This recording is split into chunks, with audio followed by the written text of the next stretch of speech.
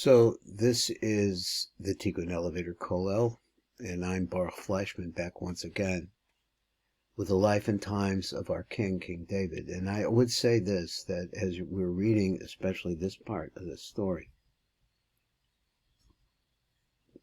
you have to understand, it leaves me in wonder how this person, who clearly loves God beyond all things, but is living in a world of war, in a world of lusts and desires, and he has picked up a curse in order to produce this is what's so confusing. He says, in order to produce the seed of the Messiah, the future Messiah, he has to marry Bathsheba. Bathsheba is a married woman, and all the machinations that go around it. And then following where we're at now is the curse that was brought from Natan, the prophet, Nathan, the prophet. And all of that is going the same direction. Let's see if we can absorb this story. Now on the side note says, Amnon lusts for Tamar. This is in the family of David, his own family. Let's read the story. This is what happened afterwards. Absalom, son of David, had a beautiful sister whose name was Tamar. Tamar has Kabbalistic implications, the meaning of that word. It is the number 10 times the gematria of Din, which is 64. So Tamar comes to that gematria, 640. And Amnon, son of David, loved her. So you have sister, brother here. Amnon lusted to the point of illness for his sister Tamar, for she was a virgin, but it seemed impossible for Amnon to do anything to her. Amnon had a friend named Jonadab, the son of David's brother Shimea, and Jonadab was a very cunning man. He said to him, "Why are you so downtrodden? Oh, son of the king, morning after morning, will you not tell me?" So Amnon said to him, "I love Tamar, my brother Absalom's sister." So in other words, it's a sister by another mother. Jonadab said to him, "Lie on your bed and fail illness. When your father comes to visit you, say to him, 'Please let my sister Tamar come and serve me some food. Let her prepare a light meal in my sight, so that I may see and eat from her hand.'" So Amnon lay down and feigned illness, and the king came to visit him. Amnon said to the king, "Please let my sister Tamar come and prepare 2 dumplings in my sight, so that I might eat from her hand."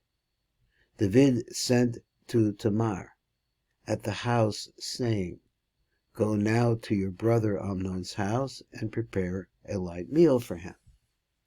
So Tamar went to her brother Amnon's house, where he was lying down. She took some dough and kneaded it and prepared it in his sight, and she cooked the dumplings. She then took the pan and poured it over him, but he refused to eat. Amnon then said, "Remove everyone from before me." And everyone went away from before him. Amnon then said to Tamar, "Bring the light meal into the room, so that I may eat from your hand." So Tamar took the dish of dumplings that she had made and brought it to her brother Amnon into his room. She was serving him, and he says, serving it to him, when he grabbed her and said to her, "Come lie with me, my sister." But she said to him, "No, my brother, do not violate me, for such things are not done in Israel. Do not commit the despicable act. Where could I go with my name? And you would be considered in Israel as one of the despicable men. So now speak to the king, for he would not withhold me from you in marriage." But he refused to heed her voice. He overpowered her and violated her and lay with her. Afterwards, Amnon despised her with a great hatred. His hatred was even greater than his love that he had felt for her. So Amnon said to her, "Get up and go away." But she said to him, "Do not do this greater evil, that which you have already done to me, to send me away." But he refused to listen to her. He called in his attendant who ministered to him and said, "Send this person out from me now, and lock the door behind her." She was wearing a colorful tunic, for such robes were worn by the maidens among the king's daughters. His minister took her out and locked the door behind her. Tamar put dirt upon her head and tore the colorful tunic that was on her. She put her hand to her head and left, crying out as she went. Her brother Absalom, he said to her, "Has your brother Amnon been with you? Be silent for now, my sister. He is your brother. Do not concern your heart over this matter."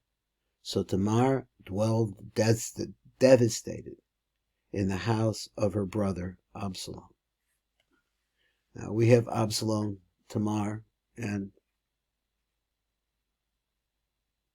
Amnon.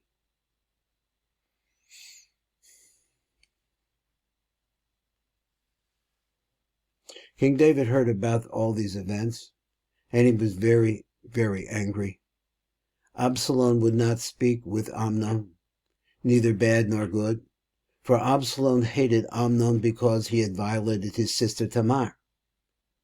It happened 2 years later that they were shearing Absalom's sheep in the plain of Hazor, which is in Ephraim, and Absalom invited the king's sons.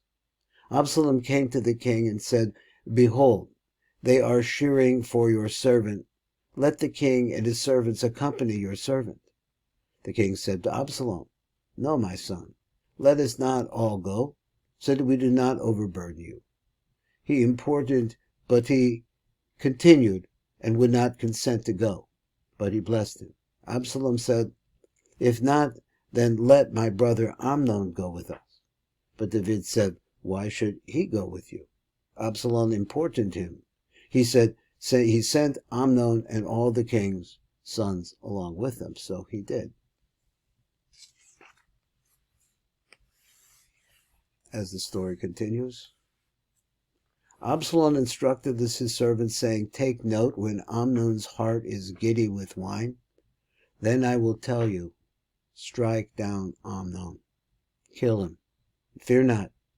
Have I not commanded you? Be strong and be brave. Be brave men." Absalom's servants did to Amnon as Absalom had commanded them. Then all the king's sons arose, and each man mounted his mule and ran away. While they were on the way, a rumor reached David, saying Absalom had struck down all the king's sons. Not one of them survived. The king arose and tore his garments, and lay on the ground, and all the servants stood with him and tore clothing. Jonadab, the son of David's brother Shimea, spoke up and said, "Let my lord not think that they killed the young men, the king's sons, for Amnon alone is dead." For Absalom had issued that order since the day Amnon violated his sister Tamar. And now let my lord the king not take the matter to heart, saying, "All the king's sons have died, for only Amnon is dead." Absalom fled. The lookout soldier raised his eyes and saw that, behold, a large group of people was traveling on the road behind him, from the direction of the mountain. Jonadab then said to the king, "Behold, the king's sons have arrived, like your servant's word." So it was. Just as he finished speaking, the king's sons came. They raised up their voices and wept. Also the king and all of his servants wept a very great weeping. Absalom had fled. He went to Talmai, son of Ammihud, the king of Geshur, And David can mourn for his son Amnon for many years.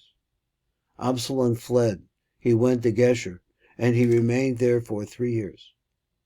Then the soul of King David pined for Absalom. He wanted him back, for he had become consoled over Amnon, who had fled. That's the end of that sequence here. It'll get thicker. And the main thing to remember for me is to try to understand that this is the story of the King of the Jews, the spirit behind the harp, the man of God, living in a world and trying to stay on the straight path. This is Baruch Fleischman, Tikkun Elevator Kolo.